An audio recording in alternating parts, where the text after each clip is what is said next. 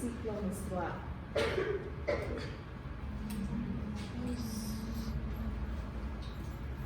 ¿Qué tienen las chicas que todos los meses sufrimos el ciclo menstrual? ¿Qué es el ciclo menstrual? Es un proceso en el cual el organismo se prepara para recibir un nuevo, o sea, para que se fecunde, para que hubiera lo que es el embarazo. Ya es algo que nos va a preparar para el embarazo. ¿Qué más? Como dice su nombre, es un ciclo, el cual dura 30 días. Bueno, Es un promedio, es un promedio. Ya. Y es la caída de lo que es el endometrio. Ya, la descamación del endometrio cuando no se produce el embarazo. ¿Qué más? ¿Desde cuándo se da? Desde la pubertad con el inicio de la menarca, ¿hasta cuándo? Hasta la vejez. Hasta la menopausia. ¿Qué es la menopausia, chicos?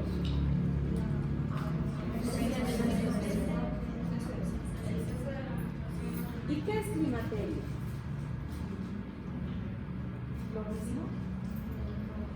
¿Qué es la diferencia entre menopausia y climaterio?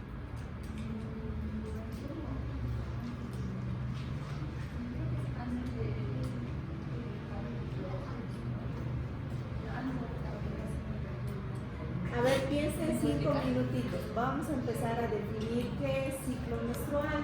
Entonces es una serie de fenómenos anatomofisiológicos que se van a dar inicio desde la pubertad con la menarca hasta la menopausia o el climaterio, hasta la menopausia.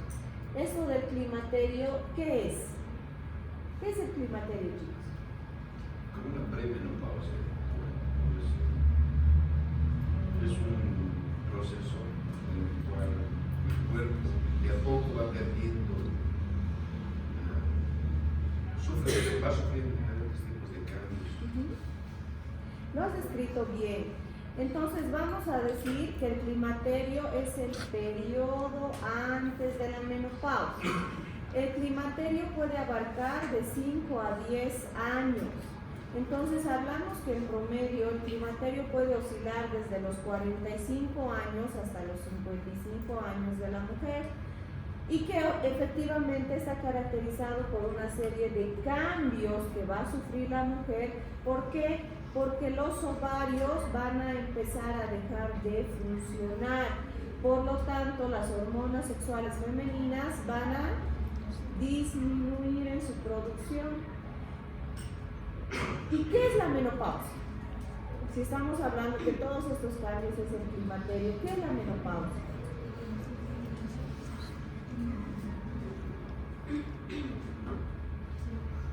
El climaterio también está caracterizado por una serie de periodos irregulares, ¿no ves? Ciclos menstruales irregulares. O sea, un mes viene el periodo menstrual, 2 meses no tiene su periodo menstrual, luego vuelve a venir, luego otros 3 meses no viene el periodo menstrual y cada vez se hace más espaciado el periodo menstrual. Entonces, la menopausia es una fecha, la fecha del último periodo menstrual. Por decir, hoy 5 de septiembre ha sido mi último periodo menstrual. ¿Y cómo sé que va a ser mi último periodo menstrual? ¿O cómo sé que va a ser mi menopausia? Por el lapso de un año, 365 días, no puede venir más periodo menstrual.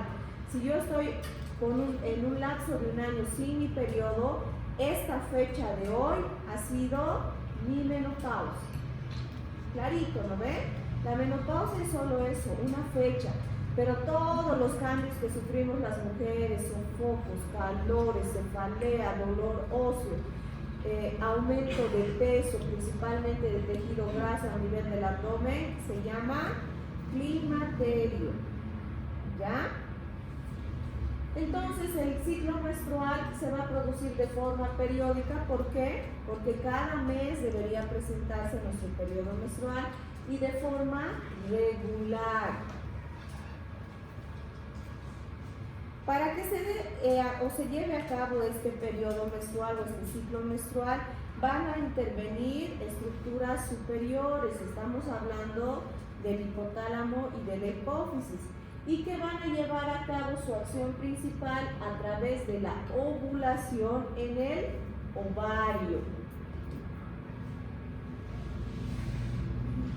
Esta ovulación, como decía su compañera hace un momento, como promedio debe ocurrir cada 28 días.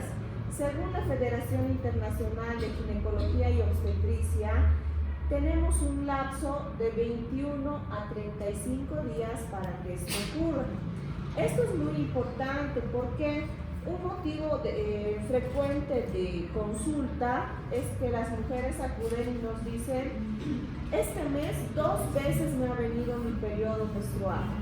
Entonces ustedes investigan un poco más y les dicen: el 1 de septiembre me ha venido mi menstruación y ahora que es 25 de septiembre otra vez estoy menstruando, les dice. Entonces, ¿qué les dirían ustedes como sus médicos tratantes? ¿Qué le dirían a esa paciente?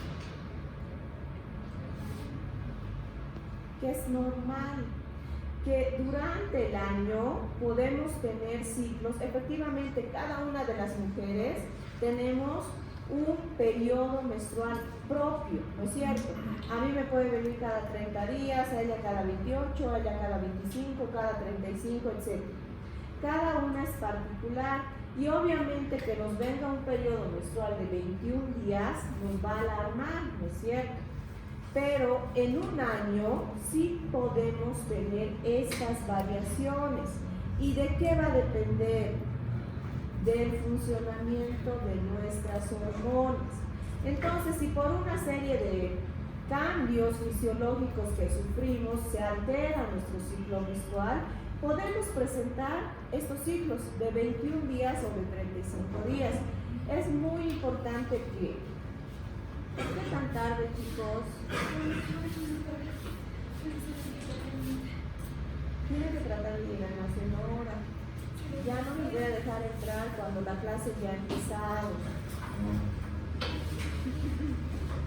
Entonces, va a depender de una serie de cambios que la mujer va a sufrir y pueden tener ciclos que duren 35 días. Por ejemplo, esto es importante que ustedes sepan. ¿Para qué? Para orientar a sus pacientes, principalmente a las pacientes adolescentes.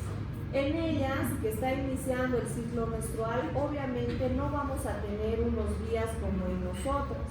En ellas va a ser cada 21 días, cada 35 días, en otras cada mes, cada 2 meses, y se considera normal.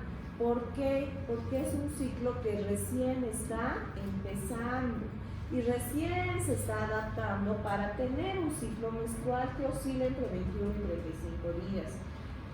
Por eso es importante, porque por ejemplo algunas mujeres ya tienen un retraso de 1 o 2 días y ya están corriendo a hacerse la prueba de embarazo, ¿no ven?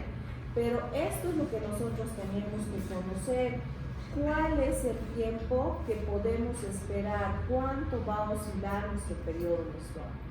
Ahora, existen ciclos donde vamos a tener menstruación, donde va a haber sangrado, pero la mujer no va a presentar ovulación. En otras palabras, no va a poder embarazarse, pero sí va a haber un sangrado menstrual. ¿En qué casos? En las pacientes adolescentes, porque les vuelvo a repetir, esos ciclos recién están empezando a tomar forma, a tomar el ciclo menstrual. En las pacientes menopáusicas, ¿por qué? Porque ellas están entrando al declive hormonal y obviamente pueden tener ciclos menstruales, pero no van a ovular y no se van a poder embarazar. Y otras en las pacientes posparto, porque igual ha habido un cambio hormonal en el embarazo y eso tiene que volver nuevamente a su ciclo normal para que la mujer pueda volver a embarazarse. ¿Ya? Vamos a recordar un poquito lo que hemos visto la clase pasada. ¿Qué es lo que ven ahí en cuanto a anatomía? ¿Qué están viendo?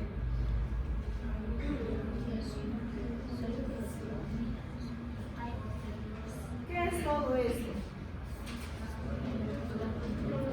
La más fuerte y uno nomás, están hablando de su voz.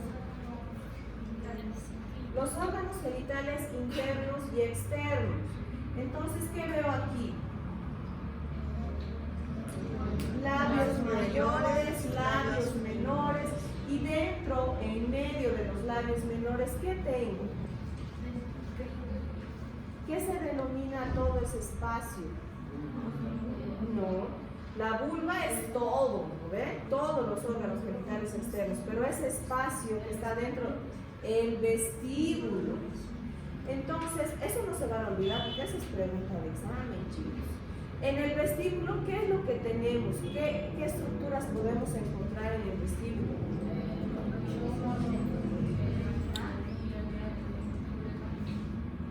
Ya, son hartas estructuras.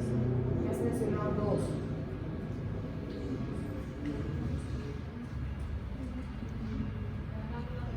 La clase pasada hemos visto. O les vamos a sacar una hojita y damos examen de anatomía. ¿Qué estructuras tenemos arriba? ¿Qué hay?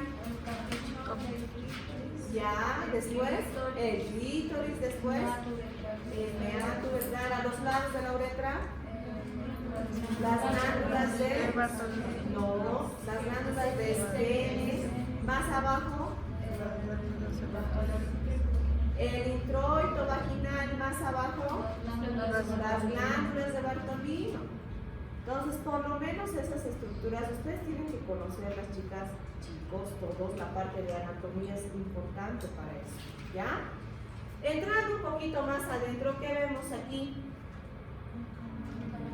La cavidad vaginal, más adentro, el cervix o cuello uterino, aquí, el útero, aquí, a los lados, las trompas de falopio y los ovarios.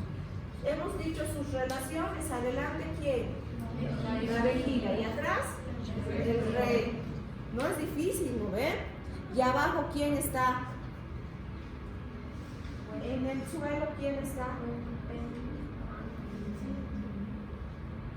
¿Qué dices?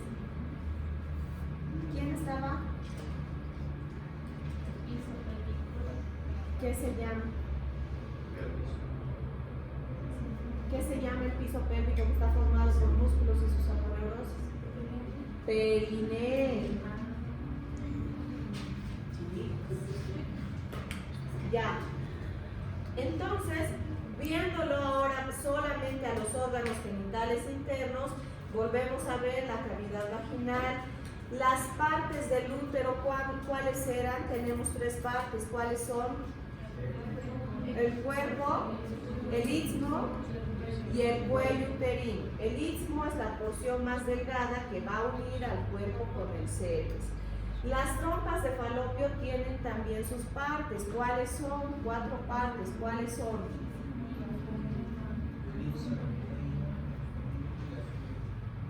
Una porción intersticial que se va a unir con el útero. El cuerpo que va a tener 2 partes. ¿Quiénes son? La ampolla y el istmo. ¿Dónde normalmente se produce la fecundación? En la ampolla. Y el infundíbulo, que se caracteriza por ¿quién? Por la presencia de las fimbrias. ¿Están bien? Viendo, recordándolo igual la parte de histología que también hemos visto la clase pasada, hemos dicho que la pared del útero está formada por 3 capas. ¿Cuáles eran? A ver, en orden. Externo, ¿cuál es la parte externa?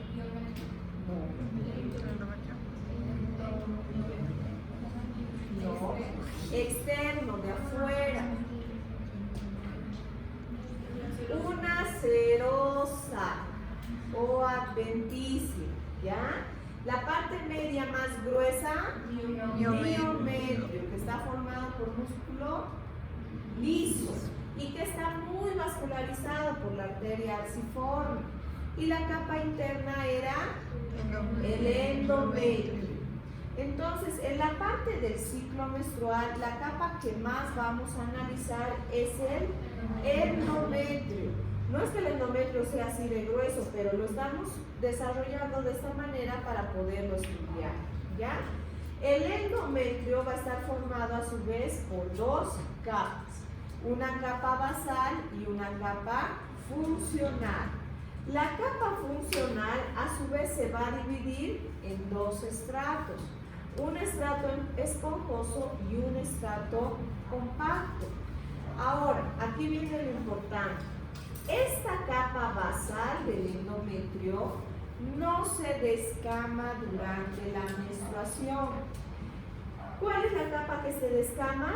Es la capa funcional. Y la capa basal es la que nos va a servir de molde mes tras mes para poder regenerar a la capa funcional. El endometrio va a estar rico en glándulas, contiene muchas glándulas que van a estar estimuladas por la progesterona. ¿Para qué? Para ir a nutrir a este endometrio y este endometrio pueda secretar sustancias nutritivas para el embarazo en sus primeras etapas, para que pueda alimentar el embarazo. El endometrio además también está ricamente vascularizado por una rama de la arteria arciforme que es la arteria espiral o la arteria helicoidal, ¿ya? Entonces, ¿qué es lo más importante aquí? Que el endometrio está formado por dos capas. ¿Cuál es la capa que se descama? La funcional. La funcional. Y la que me va a servir de molde es la capa basal. Muchos de los anticonceptivos, por ejemplo, chicos, la Depo-Provera viene a trabajar aquí porque las mujeres no se embarazan con el uso de anticonceptivos, en este caso particular de la Depo-Provera, porque viene a adelgazar demasiado esta capa y no se puede producir un embarazo. Muchas veces el inyectable trimestral no solo trabaja en la capa funcional, muchas veces altera la capa basal. Por lo tanto, las mujeres que utilizan el inyectable trimestral muchas veces nunca más se pueden embarazar. El uso de inyectable trimestral puede causar esterilidad. Por eso no se recomienda jamás utilizar en aquellas mujeres que no tienen hijos. Ahora ustedes dirán, ¿cuántas veces pero me tengo que hacer pinchar para que eso ocurra? Hasta una sola vez es suficiente, ¿ya? Por eso es que con los inyectables trimestrales hay que tener mucho cuidado. Ustedes van a preguntar a las mujeres, ahora que vayan a la consulta, ¿cuántos meses se ha hecho pinchar y cuánto tiempo lo ha suspendido? Ellas les van a decir, me he hecho pinchar 1 año, pero 8 meses todavía no me viene mi periodo menstrual. ¿Por qué? Porque el inyectable trabaja aquí y daña esta capa. Por eso es que les cuesta regenerar, les cuesta volver a retomar el ciclo menstrual, porque no todas las veces se logra volver a regenerar toda esta capa endometrial. ¿Ya? Con el tema de los inyectables, que es un tema obviamente muy aparte, hay que tener mucho cuidado. El inyectable trimestral es uno de los métodos anticonceptivos que debería salir del mercado, no debería existir. Y aquí ya ven, entonces, ¿cuál es la capa que se está descamando? La capa funcional para producirse la menstruación. En cambio, la capa basal permanece intacta para que nuevamente en el próximo ciclo menstrual empiece nuevamente a proliferar y nuevamente nos dé una nueva capa funcional. Esto también ya lo vimos la clase pasada. Hemos hablado del ovario, de la histología del ovario. Vimos que estaba formada por dos capas, ¿recuerdan? La capa externa va a estar formada por un tejido púbico simple que antiguamente se conocía como un epitelio germinal, porque se pensaba que de este tejido derivaban todos los folículos y que por este medio las mujeres se podían embarazar. Todavía en muchos de los libros como el Schwartz se lo lee como epitelio germinal, ¿ya? Pero ya sabemos que no deriva de este tejido los folículos, sino que las mujeres ya venimos con los folículos desde las etapas fetales. Sí está formado por dos tiene dos partes, histológicamente hablando. Hablamos de la corteza. En la corteza se van a encontrar cada uno de los folículos en sus diferentes etapas de maduración, y la médula, que va a tener un tejido conjuntivo fibroelástico que además tiene vasos sanguíneos, ¿ya? Dos partes del ovario. Eso también lo hemos visto en la clase pasada. ¿Estamos entendiendo, no ve, chicos? Que yo después les voy a preguntar todito.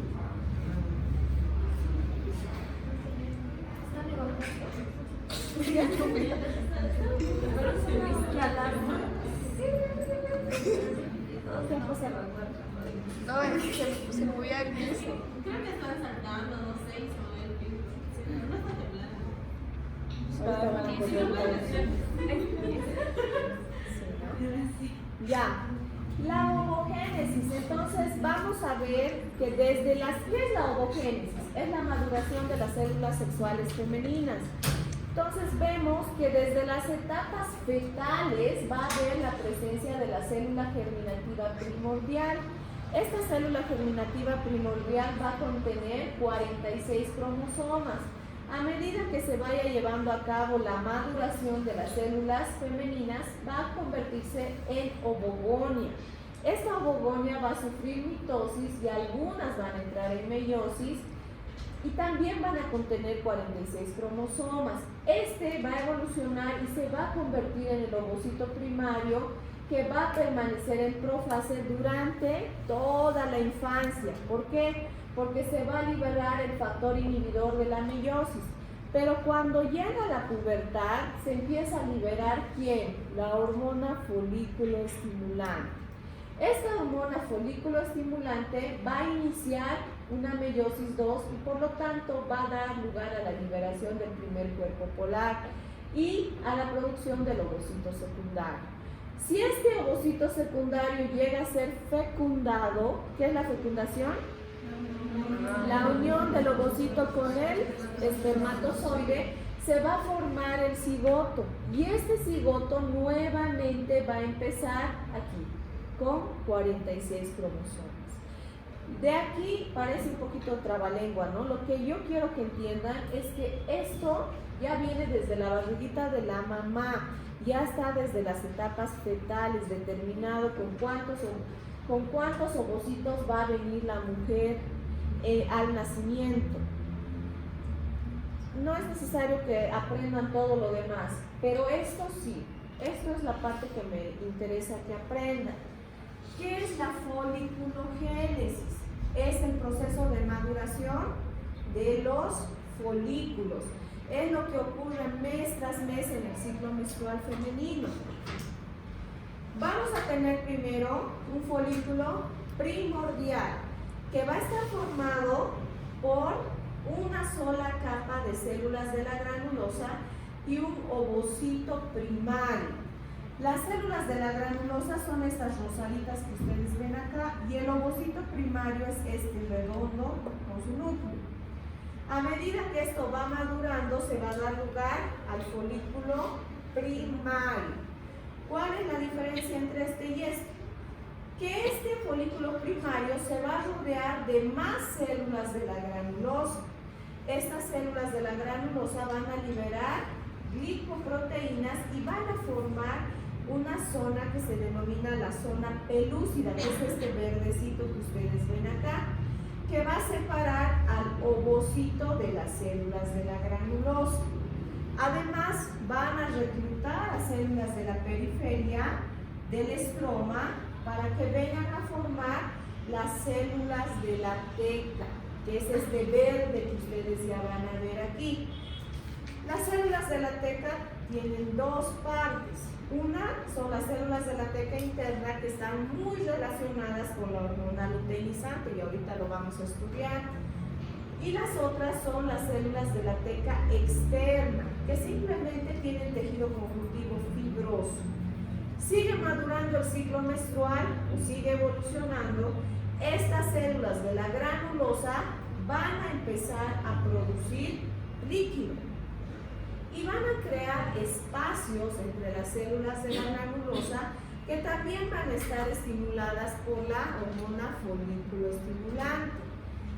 Y a este tipo de folículo lo vamos a denominar folículo secundario o antral. No se van a olvidar ese nombre, ¿ya? Folículo secundario o antral.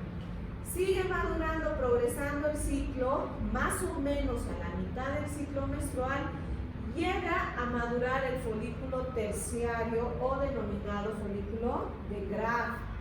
Este folículo de Graf es el que va a sufrir la ovulación. Puede llegar a ser tan grande, incluso del tamaño de todo el ovario. Puede medir así unos 3 centímetros antes de que se produzca la ovulación. ¿Cuál es la característica? Este antro va a separar al ovocito primario con una sola capa de células de la granulosa que la vamos a denominar corona radiada, que solo es esta partecita la que va a salir a la ovulación. Más o menos a la mitad del ciclo menstrual, este ovocito este folículo terciario va a sufrir estimulación por la hormona luteinizante. La hormona luteinizante lo que va a producir es la lisis del folículo para que el ovocito pueda salir a ser fecundado por el espermatozoide. El resto del folículo que se queda se va a convertir en el cuerpo amarillo. Si la mujer se embaraza, por ejemplo, este cuerpo amarillo va a seguir funcionando para producir progesterona. Pero si no se produce el embarazo, este cuerpo amarillo va a convertirse en el cuerpo albicans, que va a sufrir atrofia y ya no va a servir más. ¿Ya? Ahorita les voy a explicar un poquito más del ciclo menstrual para que esto quede más claro, ¿ya? ¿Han entendido algo, pero? Ya. Ahora, lo que les decía en la clase pasada, de estos folículos, las mujeres maduran aproximadamente 11 folículos por ovario cada mes. Por eso es que yo les decía que no podemos llamar a un ovario poliquístico si encontramos 10 o 11 folículos, que muchas veces ecográficamente los reportan así. Encuentran 10 u 11 y nos dicen es un ovario poliquístico. No.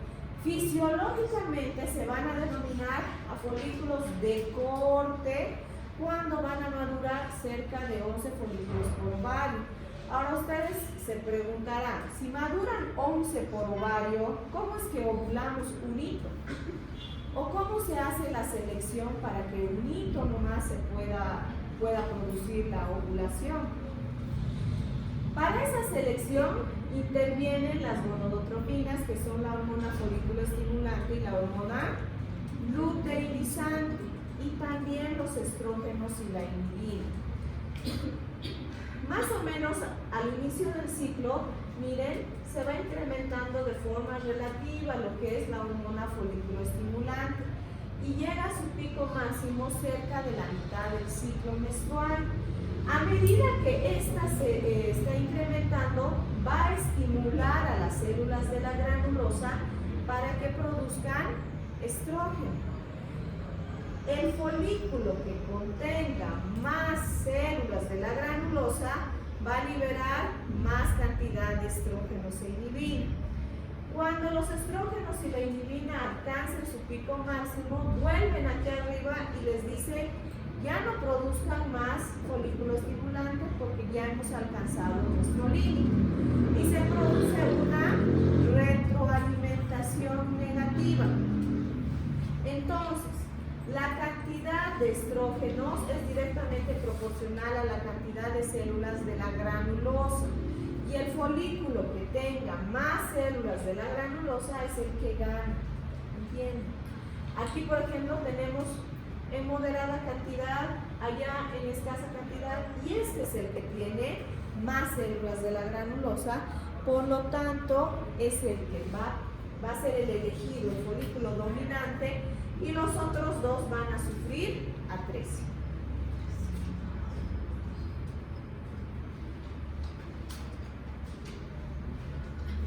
Ahora vamos a hacer como un conjunto de todo lo que ya hemos visto.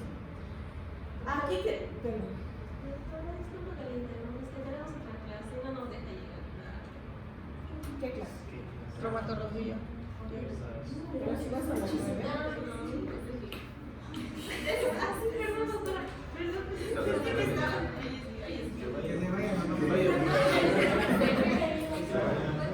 Recién a las 8. Hasta las 9 está bien.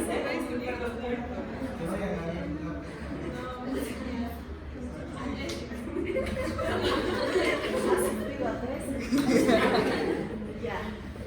Entonces vamos a seguir un poquito lo que hemos estado hablando.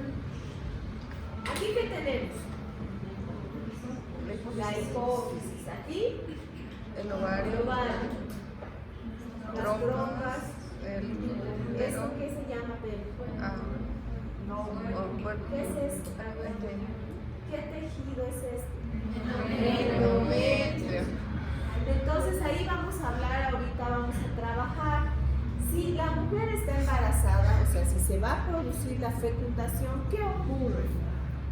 Más o menos al día 14, la mitad del ciclo, se va a liberar la hormona luteinizante.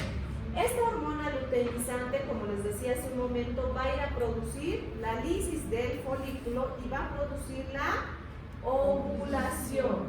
Este óvulo va a salir hacia la ampolla para poder encontrarse con quién, con el espermatozoide y se pueda producir la fecundación.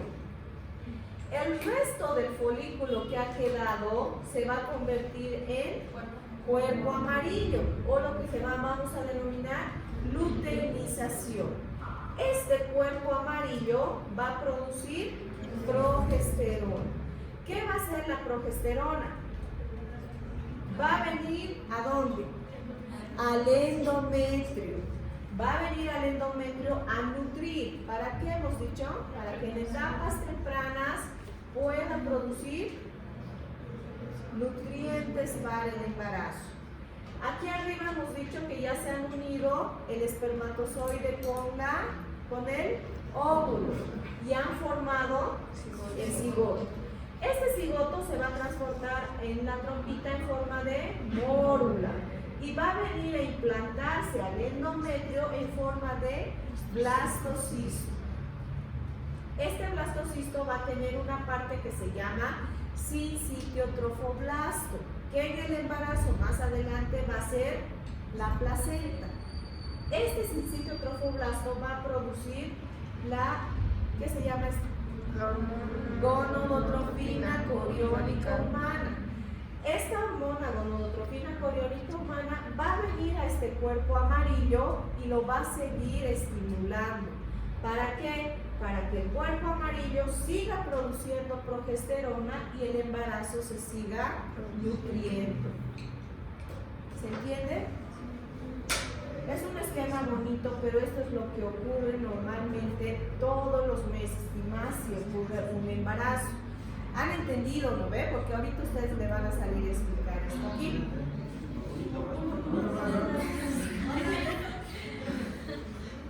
Ya. A la mitad del ciclo menstrual se libera la hormona luteinizante. La hormona luteinizante va a venir aquí al folículo de Graf, que es el folículo terciario, para que se produzca la ovulación. El óvulo va a ser transportado hacia la ampolla para poder esperar al espermatozoide. Esta hormona luteinizante va a producir en este resto del folículo que ha quedado que se convierta en un cuerpo amarillo, o lo vamos a denominar también luteinización. El cuerpo amarillo se encarga de producir progesterona.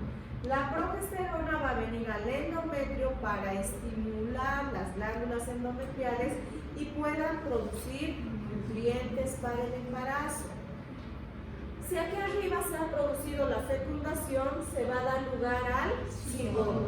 El cigoto va a ser transportado primero en forma de mórula por la trompa y va a llegar al endometrio a implantarse en forma de blastocisto. El blastocisto tiene una porción que se llama sincitio trofoblasto.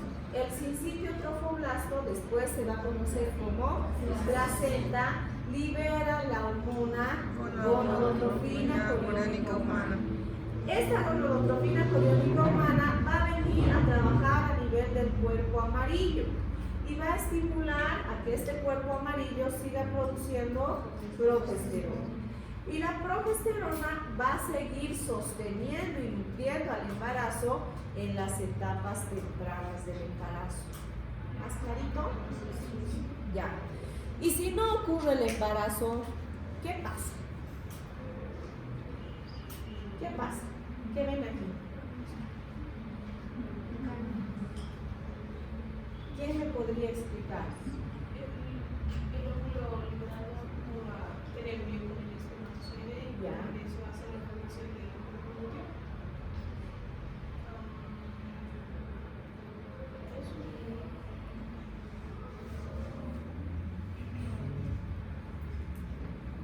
O tal vez aquí. Más claro. Después del día 14, nosotros que fue el día 14, se liberó lo que es la hormona luteinizante y eso ha hecho que igual se libere el óvulo, pero desde esto se ha quedado con un cuerpo amarillo, y eso ha generado la progesterona y eso ha hecho que pueda haber lo que es el endometrio. Tal vez Está bien, pero estás un poquito confundiendo al final. Tal vez el cuerpo amarillo no va a producir lo que es la progesterona, lo que es la gonadotropina coriónica humana. Al no producirse eso, tal vez va a ocurrir desprendimiento de destrucción. La capa funcional. Más indicado.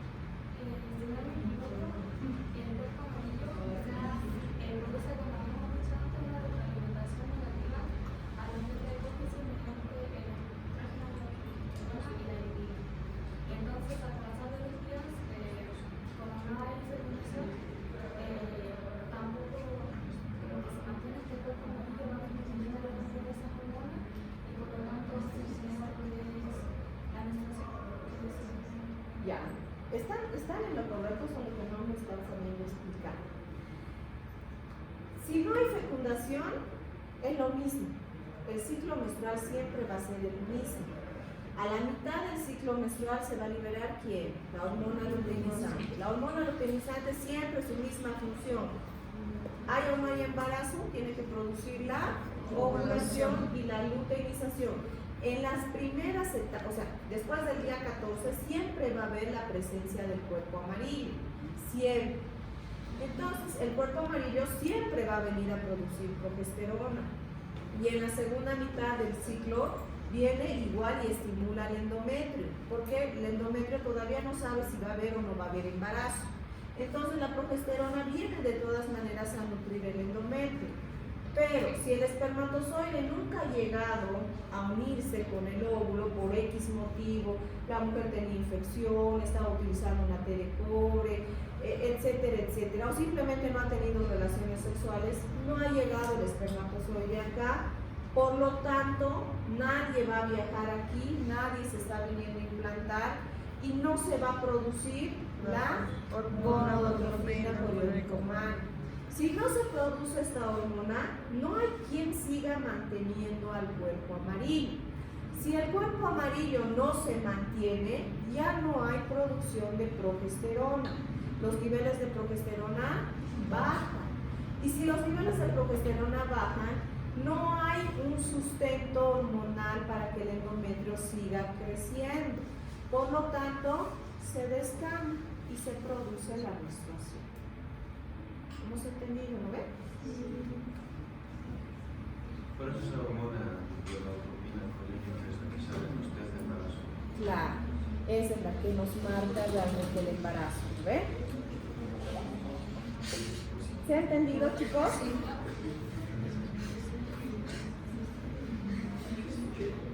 Ya. Ahora, hemos hablado harto de esto, de la producción de las hormonas. Hemos visto que intervienen estructuras superiores y estructuras inferiores, ¿no es cierto? Hemos hablado del hipotálamo y de la hipófisis. A nivel del hipotálamo se va a producir ¿quién? La hormona liberadora de gonadotrofinas. Esta hormona se va a liberar en el núcleo arcuato del hipotálamo. ¿Y qué es la característica fundamental? Y ahorita les voy a explicar por qué. Esta hormona liberadora de gonadotrofinas tiene secreción pulsátil. La pulsatilidad es lo que le va a dar la característica y la función a esta hormona, y ahorita les voy a explicar por qué. Esta hormona liberadora de gonadotrofinas va a venir a trabajar ¿dónde? En la hipófisis. Va a venir a trabajar en la adenohipófisis para que se pueda liberar ¿quién? La folículo estimulante y la hormona luteinizante. Estas dos hormonas, folículo estimulante y luteinizante, van a ir a trabajar ¿dónde? En el ovario. Ya hemos visto ahorita. Característica fundamental: la hormona folículo estimulante va a trabajar en las células de la granulosa y la luteinizante va a ir a trabajar en las células de la teca interna. Pregunta de examen, por si acaso, ¿ya? Y de desarrollo. Ya les estoy avisando, ¿dónde más? Entonces, estas dos hormonas, como van a trabajar en las células de la granulosa y de la teca, van a producir estrógenos y progesterona. ¿Ya? Los estrógenos y la progesterona que van a ser liberados en el ovario van a tener una acción de retroalimentación negativa en el hipotálamo y en la hipófisis, en las dos estructuras. Cuando el estrógeno y la progesterona alcanzan su pico máximo, dicen ya paren, manda la señal aquí arriba y se produce una retroalimentación negativa para que ya no se produzcan más hormonas aquí arriba. Esto es lo que les decía hace un momento. La hormona liberadora de gonadotrofinas que está aquí en el hipotálamo tiene una característica que es la pulsatilidad. ¿Qué quiere decir? Por ejemplo, aquí vemos pulsos normales. Más o menos cada 2 a 3 horas se liberan por unos minutos esta hormona. Si tenemos esta pulsatilidad normal, a nivel de la hipófisis, de las células de la hipófisis, se va a presentar este receptor de la hormona liberadora de gonadotrofinas y esta recién puede venir a trabajar a nivel de la hipófisis. Pero si la pulsatilidad se llegara a alterar y tenemos pulsos muy rápidos o pulsos muy lentos, el receptor que debería recibir a esta hormona no se presenta. Por lo tanto, esta hormona no puede trabajar en las células de la hipófisis. ¿Se entiende? ¿Lo ven? Entonces tienen que tener ese ritmo. Si no hay ese ritmo, no hay ciclo menstrual, en otras palabras. Porque si hay una alteración desde aquí arriba, no va a haber menstruación. Si se altera la hormona liberadora de gonadotrofinas, no va a haber hormona folículo estimulante, luteinizante. Si no hay estas, no va a haber estrógenos, no va a haber progesterona y no hay ciclo menstrual. Entonces, esto, por ejemplo, explica muchas patologías, muchas de las causas de amenorrea. Amenorreas primarias, amenorreas secundarias. Primarias vamos a denominar a aquellas mujeres que nunca han tenido su periodo menstrual a los 16 años. O sea, hasta los 16 años esa mujer nunca ha menstruado. Entonces ella tiene una amenorrea primaria. Amenorrea secundaria hemos dicho que son aquellas mujeres que sí han tenido su periodo menstrual, pero que por un lapso de más de... ¿cuánto tiempo? 2 meses. 35. No. ¿Por qué? ¿Cuánto tiempo no tiene que haber el periodo para hablar de 365. No. 365.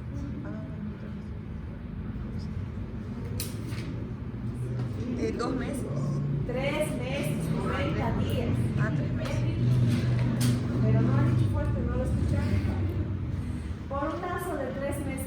periodo menstrual. Entonces muchas veces solo buscamos causas aquí, en el ovario. Entonces mandamos a la paciente primero a hacerse ecografía transvaginal, buscar que aquí no esté nada alterado. Si encontraríamos que todo está bien aquí, vamos aquí arriba.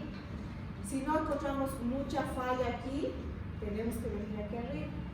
Entonces hay muchos tumores, por ejemplo, que van a producir amenorreas o que van a causar alteraciones a nivel de la pulsatilidad de la liberación de esta hormona. Por lo tanto, todo el ciclo menstrual cae y no hay menstruación. Y esas mujeres obviamente no pueden embarazarse. ¿Me dejo entender ahora, no?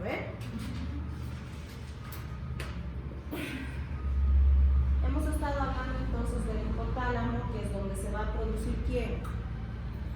Ahorita les la hormona liberadora de gonadotrofinas va a estar limitada hacia adelante por el quiasma óptico, lateralmente por los lóbulos temporales y atrás por los cuerpos mamulares. Va a tener 3 grupos neuronales. ¿Dónde se produce la hormona liberadora de gonadotrofinas? Es aquí, en el grupo medial o tuberal. La hipófisis, lo mismo, llamada también glándula pituitaria. Es una glándula pequeñita que va a medir de 1 a 1.5 centímetros. Está alojada en la silla turca y tiene 2 partes. Un lóbulo posterior o neurohipófisis y un lóbulo anterior o adenohipófisis. En el grupo 1 es donde vamos a tener la liberación de la folículo estimulante y de la luteinizante. Lo que les decía hace un momento, la folículo estimulante va a ir a trabajar ¿dónde? En las células de la granulosa. Y la luteinizante en las células de la teca interna.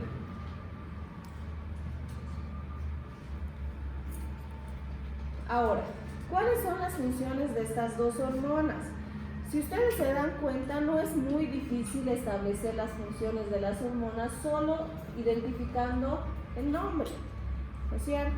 Entonces, folículo estimulante, ¿qué quiere decir? Que va a ir a trabajar netamente a nivel del folículo, ¿no es cierto? Va a trabajar a nivel del reclutamiento folicular, la selección del folículo dominante, el crecimiento y la maduración folicular, estimula la producción de estrógenos por las células de la granulosa, estimula la formación de los receptores de la FSH y de la LH y también va a estimular la producción de inhibina. Por otro lado, la hormona luteinizante hemos dicho que está relacionada ¿con qué?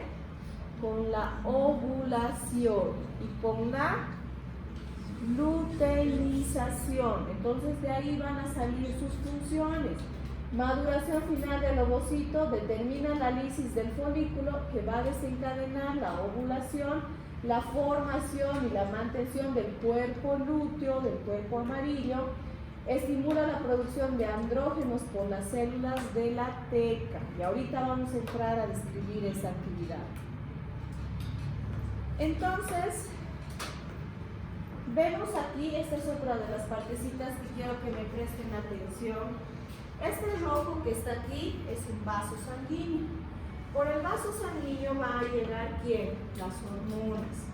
Entonces, a la mitad del ciclo llega la hormona luteinizante.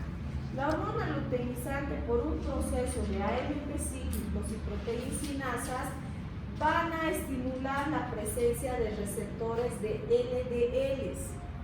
Este receptor LDL, ¿qué va a hacer? Va a permitir el ingreso de colesterol libre a la célula de la teca interna. Este verde que ustedes ven aquí es la célula de la teca interna. ¿Ya? En la célula de la teca, por un procedimiento de donde van a intervenir muchas enzimas, este colesterol libre se va a transformar en andrógenos. 2 tipos de andrógenos, la androstenediona y la testosterona. Las mujeres producimos andrógenos, los hombres son los que producen en grandes cantidades pero las mujeres también producimos andrógenos. Entonces, esto se produce en las células de la teca interna. Estos andrógenos van a ir hacia las células de la granulosa, a la rosadita. Entonces, tanto la testosterona como la androstenediona van a ir a las células de la granulosa y por un proceso de aromatización, porque va a intervenir una enzima que se llama aromatasa, estos andrógenos se van a convertir en estrógeno. Tenemos 3 tipos de estrógeno: el estradiol, la estrona y el estriol. ¿Ya? Entonces tenemos 3 tipos de estrógeno. Y estos andrógenos son los que van a convertirse. En estas células de la granulosa, ¿quién va a trabajar? Por estímulo de quién se va a producir todo esto? Por la FSH, por la hormona folículo estimulante. ¿Por qué es importante esto? Por ejemplo, en las pacientes con síndrome de ovario poliquístico, hasta aquí llegan. No se convierten los andrógenos en estrógenos. Y por eso es que manifiestan todas las características que es propia de ese síndrome. ¿Cuáles son? Vellosidad, Aumento del vello facial o del vello púbico, aumentan de peso, aumento de que hasta dónde pueden llegar, hasta la producción de la estrona. La estrona es el estrógeno que se produce en la menopausia, en aquellas mujeres que están menopáusicas. Por eso es que estas mujeres de la menopausia no tienen ya menstruación. Y por eso es que las mujeres con síndrome de ovario poliquístico tampoco tienen menstruación, ¿no ven? O cada vez se les hace más irregular, les viene poquito y llega un momento donde ya no viene su periodo menstrual. Es porque este ciclo es el que está alterado. Ingresa mucha grasa y por eso es que las mujeres con síndrome de ovario poliquístico tienden a engordar. Ustedes les mandan a hacer dietas y les cuesta un montón adelgazar. Es por esto, por todos estos cambios que se están produciendo. Y las mujeres no logran transformar estos andrógenos en estrógenos y por eso tienen las características masculinas. Es lo que se empieza a acentuar. Empiezan a aparecerles vellitos en todos los miembros inferiores, vellitos aquí a nivel de los bigotes, acné. Entonces, todo eso son características de los andrógenos y eso es lo que va a producir el síndrome de ovario poliquístico. Por eso es que ustedes tienen que conocer esto, cómo se está produciendo todo este ciclo menstrual. ¿Han entendido, no ven?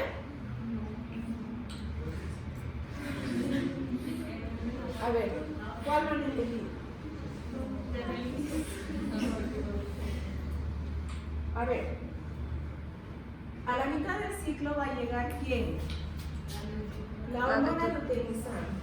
Va por una serie de procesos de AMP cíclico, proteincinasa, va a dar lugar a que se active el receptor de LDL. Este receptor de LDL va a permitir el ingreso de colesterol libre a la célula de la teca interna. Estamos hablando que esta célula de la teca y esta célula de la granulosa están en este folículo, ¿no? Por eso está la imagen aquí. Entonces, esta célula es este verdecito y este rosado es este otro rosado de acá. Todo estamos hablando dentro del folículo. El colesterol ingresa aquí a la célula de la teca interna y por una serie de enzimas que ven aquí ustedes, va a dar lugar a la producción de 2 andrógenos. Uno es la androstenediona y el otro es la testosterona. Estos 2 andrógenos van a salir de la célula de la teca interna y se van a dirigir a la célula de la granulosa. En las células de la granulosa va a empezar a trabajar ¿quién? la hormona folículo estimulante. Va a llegar aquí a la célula de la granulosa. Y por medio de la estimulación de la célula de la hormona folículo estimulante, va a activar a esta enzima que se llama aromatasa. Y por un proceso que se denomina aromatización, va a transformar a los andrógenos en estrógenos, en 3 tipos de estrógeno: estrona, que va a ser liberado principalmente en las mujeres en la menopausia y climaterio; el estradiol, que va a dominar en todas las mujeres en etapa reproductiva; y el estriol, que va a estar presente en las mujeres embarazadas. ¿Ya? Entonces, así se produce. Si hubiera un cambio o una alteración en esto, como les he puesto el ejemplo del síndrome de ovario poliquístico, se altera y estos andrógenos no logran convertirse en estrógenos. ¿Ahora sí? Sí.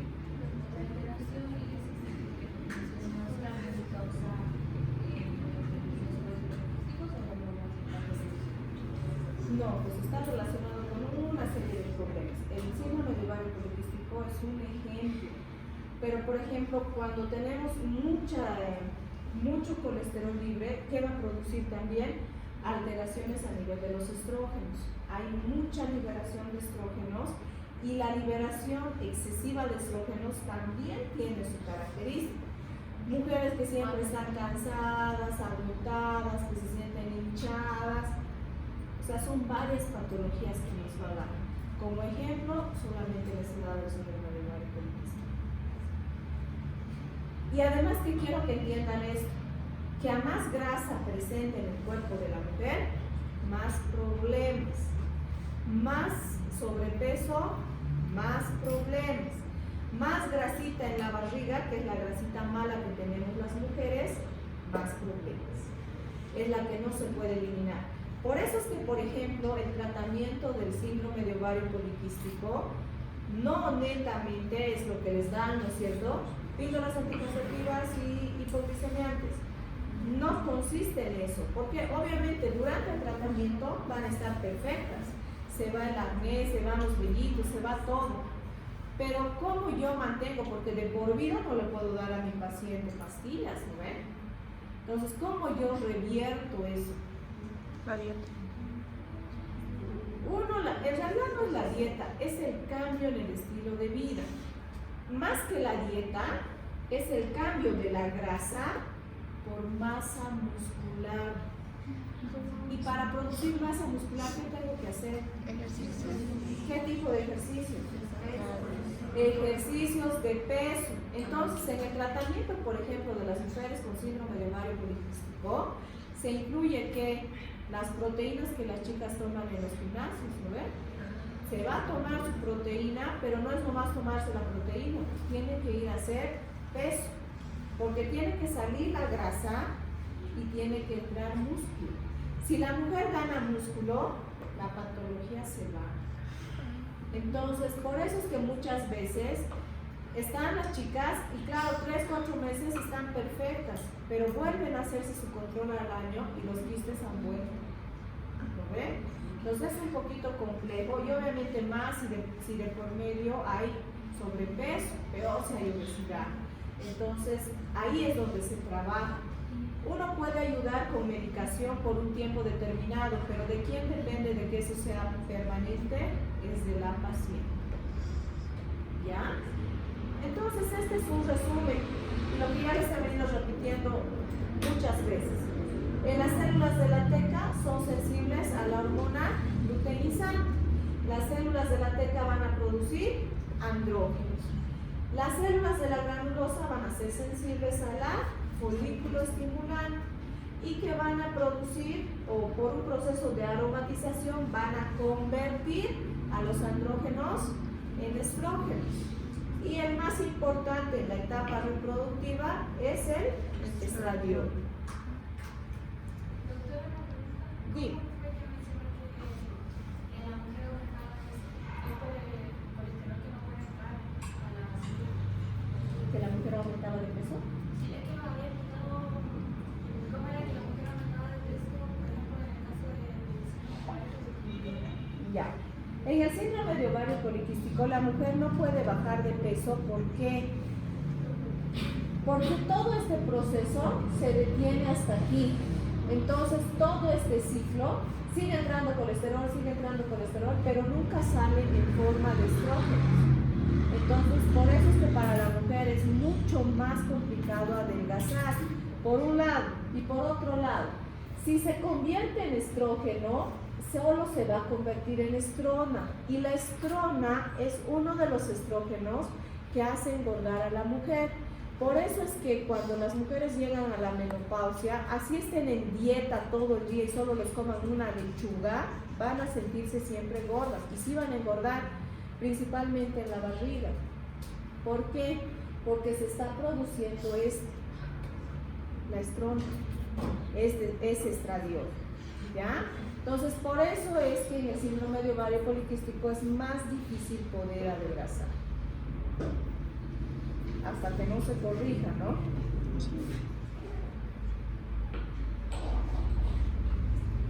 Esto solo es para su conocimiento.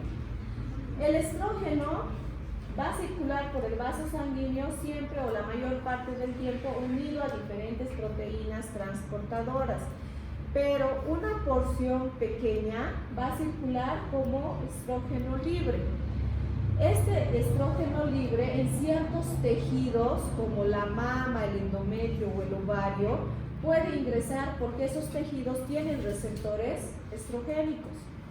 Entonces el estrógeno ingresa, no solo entra a la célula, va a llegar hasta el núcleo. Y en el núcleo de la célula, ¿qué se produce? La mitosis, ¿no es cierto? Todo el tiempo estamos regenerando la célula. Entonces se va a producir mitosis y este estrógeno se va a replicar, va a hacer que la célula se replique en mayor cantidad y de forma anormal. Por eso es que cuando se administra estrógeno de mala manera o se utiliza de mala manera, puede predisponer que cáncer de mama, cáncer de endometrio y cáncer de ovario.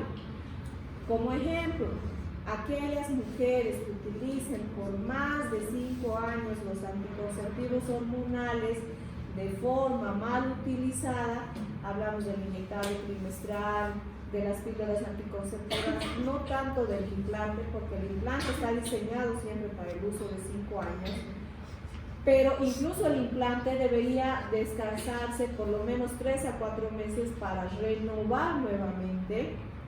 Por eso, porque si tenemos un uso así constante de estrógenos, ¿qué me va a predisponer? Un cáncer. ¿Ya? Y esto, ¿para qué ustedes tienen que conocer? Es para siempre orientar a sus pacientes, para poder dirigir qué método va a utilizar. Si les viene una paciente que 5 años ha utilizado el inyectable trimestral, ¿ustedes le van a seguir dando más? No, ¿ve? Porque estamos sabiendo esto. ¿Qué complicaciones puede tener? Por eso es que tienen que conocer todo esto. Entonces decíamos esto la clase pasada, ¿de qué se encargan los estrógenos? Características sexuales. De dar las características sexuales femeninas, ¿no es cierto? Entonces desde los cambios anatómicos, fisiológicos, psicológicos, de conducta, todo eso en la pubertad, porque ahí vamos a empezar a liberar en grandes cantidades los estrógenos. Ahora, dependiendo del lugar, los estrógenos, por ejemplo, en la mama van a producir un crecimiento del estroma, van a aumentar el depósito de grasa en la mama. A nivel del hueso van a inhibir la actividad osteoclástica, inhibiendo el ligamento de Rank, inhiben la resorción ósea y por lo tanto en la menopausia, cuando disminuyen los niveles de estrógeno, van a condicionar ¿qué? Osteoporosis. A nivel del útero van a producir la proliferación endometrial y glandular, lo mismo a nivel de la trompa uterina,